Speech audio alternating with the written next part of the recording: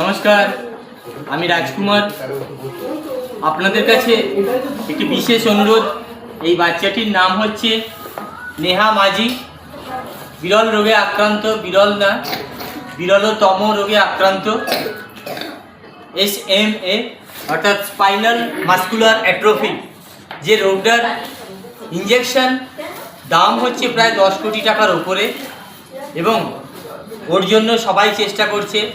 বিভিন্ন সেলিব্রিটিরাও উইশ করছে এবং আমার অনুষ্ঠানে এসেছিলেন।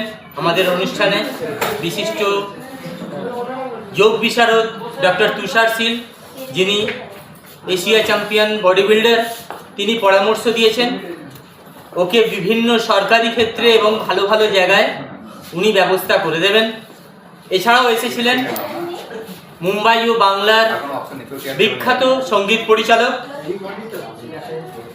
কুমার শানু, যার সঙ্গীত পরিচালনায় বহু গান গেয়েছেন, সেই অশোক ভদ্র মহাশয়, তিনিও উইশ করে গেছেন।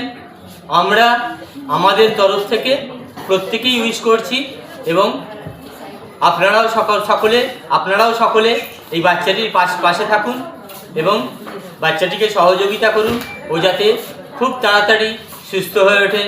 ভালো থাকবেন, সুস্থ থাকবেন।